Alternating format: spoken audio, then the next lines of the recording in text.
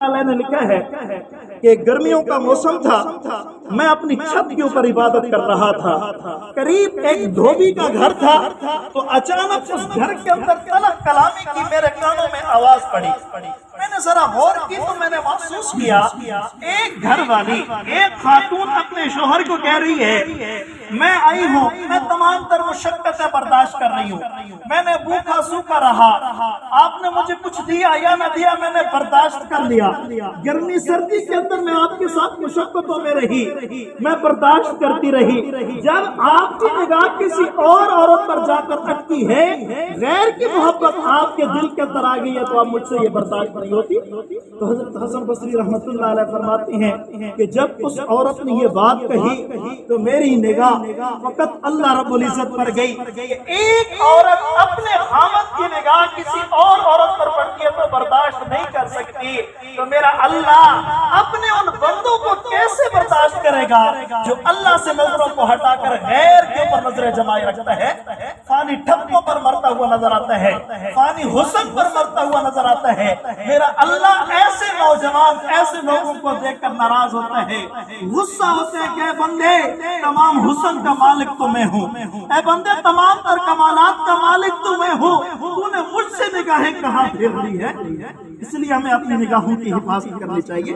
حدیث مبارکہ کے اندر آتا ہے کہ نگاہ شیطان کے تیروں میں سے ایک زہریلا تیر ہے، جب بھی کسی غیر پر اٹکتی ہے تو یہ اپنا کام کر جاتی ہے۔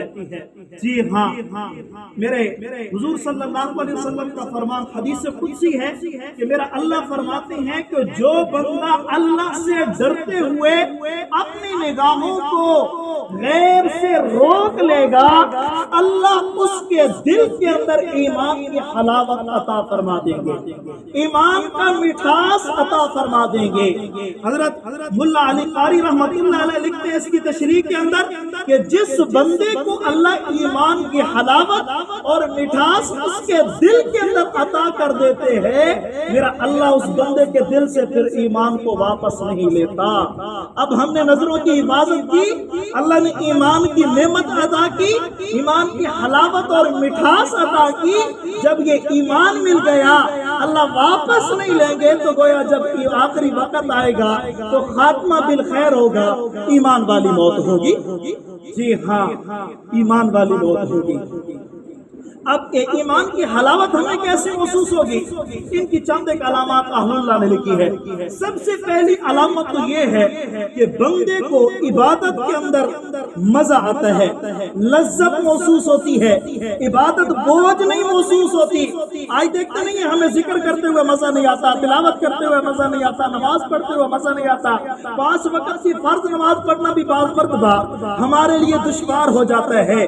جب ایمان کی لذت اور حلاوت مل جاتی ہے پھر بندے کو 5 وقت کی نماز کیا، پھر تو بندہ بہانے بنا بنا کر اللہ کے سامنے سجدے کر رہا ہوتا ہے، کیونکہ اس کو ایمان کی لذت اور حلاوت اور مٹھاس محسوس ہو چکا ہوتا ہے۔ قرآن پڑھنے کو بیٹھتے تو دل نہیں کرتا بند کرنے کو، ذکر کے لیے بیٹھتا ہے، مراقبہ کرنے کے لیے بیٹھتا ہے تو اسے اٹھانے کو دل بھی نہیں کرتا۔ آج ہمارے دلوں نے ایمان کی حلاوت کو محسوس نہیں کیا۔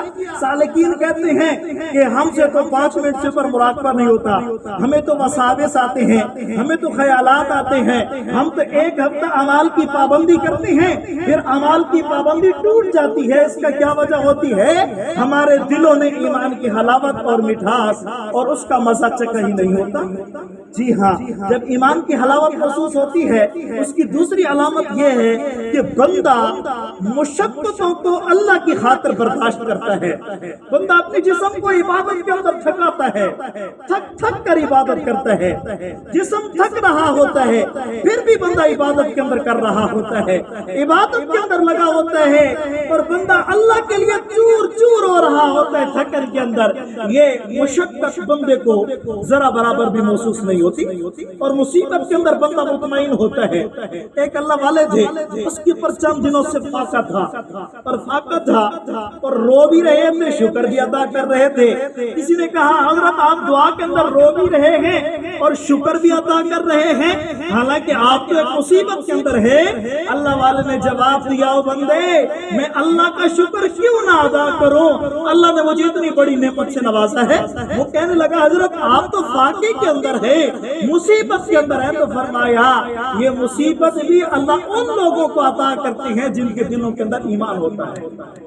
جس بندے کے دل نے ایمان کی حلاوت محسوس کی ہوتی ہے، وہ مصیبت کے اندر نہ شکرہ نہیں ہوتا، اللہ کی شکر نہیں کرتا، بلکہ پھر بھی اللہ کا شکر ادا کرتا ہے۔ یہ ایمان کی حلاوت کی دلیل ہوتی ہے۔ اور بندہ اللہ کی رضا کے اوپر راضی رہتا ہے، بندہ اللہ کی رضا کے اوپر راضی رہتا ہے، حالات جیسے بھی آ جائیں اللہ پر راضی رہتا ہے، اللہ کی شک میں نہیں کرتا۔ ایک اللہ والے تھے، ان کے علاقے کے اندر سیلاب آ گیا۔ جب سیلاب آیا لوگ گئے کہ حضرت آئیے یہاں پر ہم دریا کے سامنے ایک بہت بڑا بند لگا رہے ہیں، آئیے یہاں سیلاب ہمارے علاقے میں نہ آئے، ذرا دعا کیجئے۔ اس نے دیکھا کہ پانی بند کے قریب آ چکا، اس نے کوئی بیلچہ کسی اٹھائی اور بند کو توڑنا شروع کر دیا۔ کسی نے کہا حضرت آپ کا دماغ خراب ہے، ہم یہاں بند لگا رہے ہیں، آپ توڑنے کو لگے ہیں۔ تو اس کا نام تھا شاہدولہ۔ وہ کہنے لگے جدھر مولا ادھر شاہدولہ، جدھر مولا ادھر شاہدولہ۔ اگر میرے اللہ کو یہ بات پسند ہے، اللہ راضی ہے کہ اس بستی کے اندر پانی ہے، سیلاب آ جائے، تو شاہدولہ اس پر راضی ہے، مجھے بم لگانے کی کوئی ضرورت نہیں ہے۔ یہ اللہ والے اللہ کی رضا کے اوپر راضی رہتے ہیں، حالات جیسے بھی ہوتے ہیں۔ اس لیے ہمیں بھی چاہیے جہاں موت اچھی مانگتے ہیں وہاں ہمیں زندگی بھی اچھی مانگنی چاہیے۔ جس دل کے اندر اللہ کی دیدار کی طلب اور تڑپ رکھتے ہیں، اس دل کے اندر اللہ کی محبت کو خالص رکھنا چاہیے، اللہ کی محبت کے اندر شریک نہیں لانا چاہیے، اور اپنی پیشانی اسی پروردگار کے سامنے رکھنی چاہیے۔ خاتمہ بالخیر کی تیاری کے لیے ہمیں اپنی نظروں کی حفاظت کرنی چاہیے۔ جب نظروں کی حفاظت ہوگی اللہ ہمیں ایمان کی حلاوت اور مٹھاس عطا کریں گے، اور ایمان کی حلاوت اور مٹھاس کی علامات میں نے بیان کی ہے۔ بندہ مشقتوں کو اللہ کے لیے برداشت کرتا ہے، مصیبت کے اندر بے صبرا نہیں ہوتا، اللہ کی رضا پر راضی رہ جاتا ہے، عبادت بندے کے لیے دشوار نہیں ہوتی۔ اللہ تعالی ہم سب کو آخرت کے اندر اپنا دیدار عطا فرمائے۔ وآخر دعوانا ان الحمد للہ رب العالمین۔